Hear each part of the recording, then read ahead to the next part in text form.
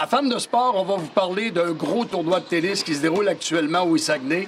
C'est le Challenger Banque Nationale au club de tennis intérieur Saguenay-Darvida. C'est la 12e édition. On va en parler avec le président du club de tennis Saguenay, M. André Girard. André, bonjour. Bonjour, Michel. Est-ce que ce Challenger Banque Nationale rapporte des dividendes ici au club de tennis Saguenay? Bien sûr, on pourrait dire des dividendes énormes parce qu'on a quand même une bonne collaboration avec tous les bénévoles du club et du CA et toute l'organisation du Challenger Banque Nationale, qui est une grosse organisation qui travaille à l'année. Le Challenger nous oblige comme club, puis c'est une belle obligation, à offrir des locaux de qualité, avoir des surfaces de qualité, avoir un éclairage qui est adéquat aussi. Puis on fournit des bénévoles. Puis effectivement, il y a des très bonnes retombées, une très bonne synergie de collaboration entre les deux. Là. Ça doit prendre une équipe de bénévoles incroyable parce que ça dure quand même 2 fins de semaine, une semaine au complet. Vous avez des joueuses d'un peu partout, des spectateurs, de la sécurité. Alors ça doit prendre une équipe de bénévoles incroyable. Je le dis souvent lors des rencontres, des conférences de presse, pas de bénévoles, pas de tournoi. Il y a, bien sûr, il y a un comité bénévole là, de 7-8 personnes qui travaillent quasiment à l'année pour l'organisation du tournoi. Mais en plus de tout ça, puis à chaque tournoi pendant 10 jours, il y a une armée de bénévoles. Une armée, là, c'est des jeunes, des retraités, des messieurs, des madames pour l'accueil, le transport, le marquage, etc., qui font un travail extraordinaire depuis 12 ans. On avait peur à un moment donné à un essoufflement des bénévoles. Non, les gens s'impliquent avec passion puis font ça pour la cause du tennis. Fait que les bénévoles, pas de tournoi, pas de bénévoles, pas de tournoi, ça c'est sûr. Et à chaque année, on lit les commentaires des dirigeants de Tennis Canada. Ils sont toujours impressionnés de voir la qualité de ce qui est présenté aussi au club de tennis Saguenay. Est-ce qu'ils ont des exigences bien spéciales pour présenter une telle compétition d'envergure internationale? Effectivement, Michel, ils ont des exigences qui nous obligent, nous, année après année, à donner même un petit peu plus de ce qu'ils nous demandent. Okay? Par exemple, juste au niveau de la lumière, la luminosité, c'est calculé en luxe, ça prend tel degré. Bien, à chaque année, on s'organise pour le surpasser un petit peu. La qualité des terrains, bien sûr, les premières années, on avait un tapis qui était relativement rapide. On a eu quelques commentaires des joueurs et de l'organisation. On a corrigé, on a changé, on a investi un 150 000 ces années-là pour améliorer ça. Pas juste pour les gens du Challenger, pour les joueurs du tournoi. Les membres en bénéficient durant toute l'année après ça. Donc, on essaie d'aller au-delà des normes de Tennis Canada. Les arbitres, exemple, la physiothérapie, ça prend des physiothérapeutes de tel niveau, avec tel protocole. Il faut respecter avant d'embarquer sur le terrain, etc. Il y a des normes bien précises.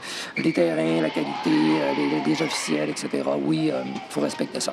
Le calibre des joueuses. Il y a des joueuses qui évoluent maintenant sur le circuit, qui sont très bien classées au niveau mondial, qui sont passées par ici. On a qu'à penser à Eugénie Bouchard, à Angelina Kerber également, qui a été numéro 1 mondial. Elle a joué ici, puis elle l'a même gagné, le Challenger de Saguenay.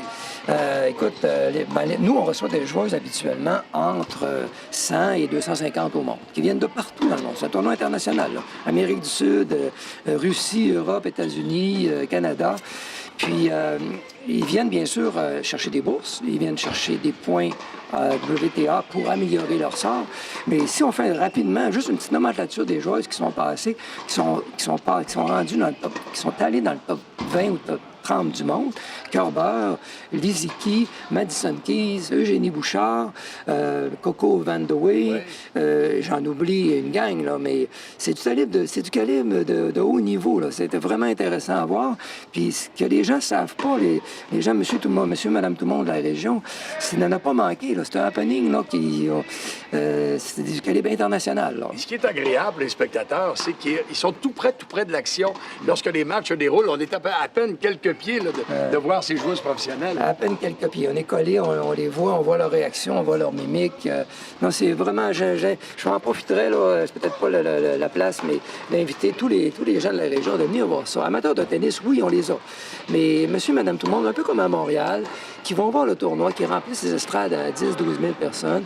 Nous, on aimerait ça voir exploser nos estrades là, de monde et de gens qui viennent voir le tennis. C'est combien de pays au total? Je n'ai pas le chiffre exact, mais j'ai fait une petite énumération tantôt. Partout dans le monde, je te dirais pas loin de 20 pays, certains.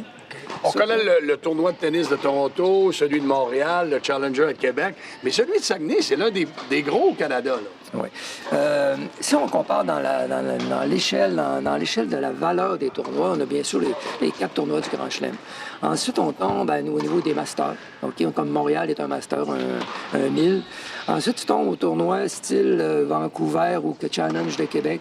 Et en 4e ou 5e catégorie, tu as les tournois comme nous, là, qui ont 60 000 de bourse, qui donnent 80 points WTA à la gagnante. OK?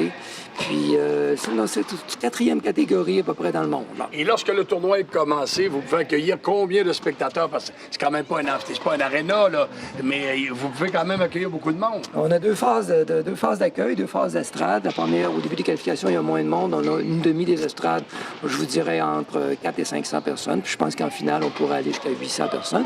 On les a pas eu, on aimerait les avoir cette année, mais il y a à peu près 800 personnes. Puis si on refuse du monde, l'année d'après, on va s'organiser pour rajouter des estrades, etc. Là. Mais ça n'a jamais arrivé. Et quel est le prix d'entrée là, pour la semaine? C'est vraiment modique. Là, écoute, premièrement, il y a des forfaits qui se vendent pour la semaine au complet, qui valent en pré-vente 25 $. Tu peux venir quand tu veux, n'importe quelle heure, en finale, en demi-finale, en quart de finale, durant la qualification. 30 $ après telle date. Et si tu viens juste une journée sur place, c'est 5 ou 10 $. 10 $ vers les finales, puis 5 $ durant la semaine. Les qualifications ne coûtent rien. C'est vraiment un prix abordable. Dans les 10-15 dernières années, c'est fait beaucoup d'améliorations. Vous l'avez mentionné tantôt, André, l'éclairage, les surfaces, mais aussi l'accueil, l'entrée aussi au club de tennis Saguenay. Ça, c'est tout nouveau. Là. C'est tout nouveau.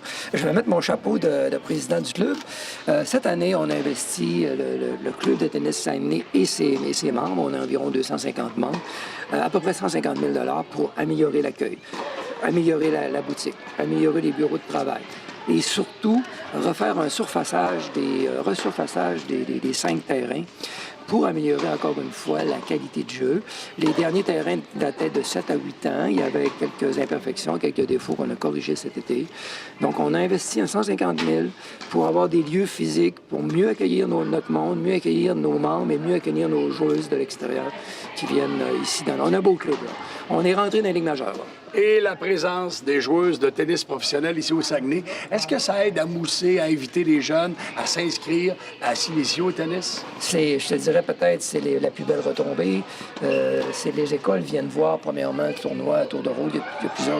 L'organisation se charge de faire venir des écoles. On espère que ça va avoir un effet d'entraînement. Puis un effet d'émulation, là, les gens qui vont voir tel joueur, c'est des belles athlètes, là.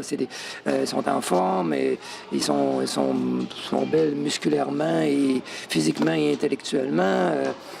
Ça a des belles retombées. Puis l'école de tennis du club en a des retombées. Les jeunes veulent participer. On espère qu'il y en aura encore plus, mais ça a des belles retombées. L'âge du club de tennis aussi, dans les dernières années, le club était vieillissant un petit peu. Il y avait des membres de 2e âge, 3e âge, etc. Là, on espère assurer la relève avec des jeunes qui vont être là pour les 30-40 prochaines années.